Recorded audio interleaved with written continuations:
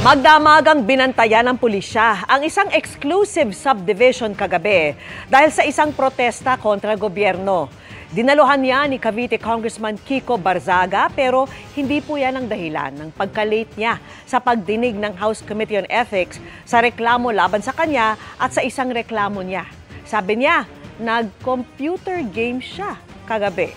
At nakatutok si Tina Panginiban Perez.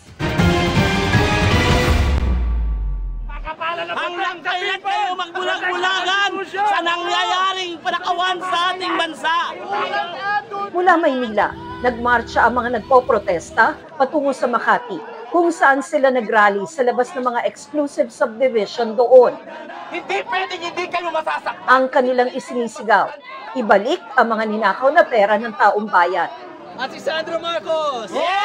Isang sa mga namuno sa rally kontra administrasyon, si Cavite 4th District Representative Francisco Kiko Barzaga. Hindi, bati tayo. Meow, start listening to the people, or maybe you won't have the opportunity anymore if it's too late. Mag-aalas 12 ng hating gabi, dumating ang dagdag na mga pulis. Unti-unting nabawasan ng mga rallyista nang bumuhos ang ulan.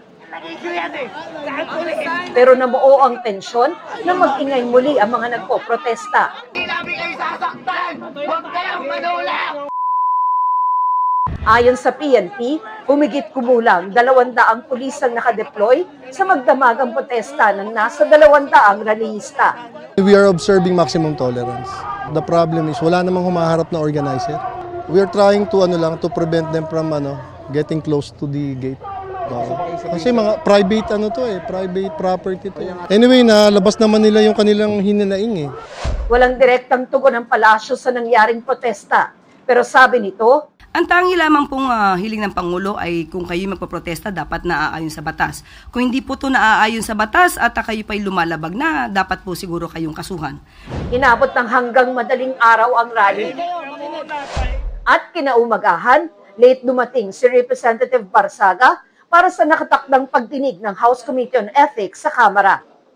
We're very busy last night. I was just playing games on my computer. Baka meow. Matatanda ang inireklamo si Barzaga ng mga kapwa-kongresista dahil sa pag-asal umano ng di-akma sa isang kongresista at paglabag sa konstitusyon at House rules. Isa sa mga nagsampa ng reklamo, si House Deputy Speaker Ronaldo Puno, inireklamo rin ni Barzaga, kabilang ang pagsupil umano sa political dissent at paggamit sa litrato ng mga pribadong individual. Bumuo ang komite ng Reconciliation Subcommittee para subukang pagkasunduin ang magkabilang panig, pero hindi tiyak kung mangyayari ito. I prefer not to settle because I want to try to make my defense there kasi mas maganda talaga if we can all air our grievances out and to talk about it. There is no reconciliation because this is not a personal grievance.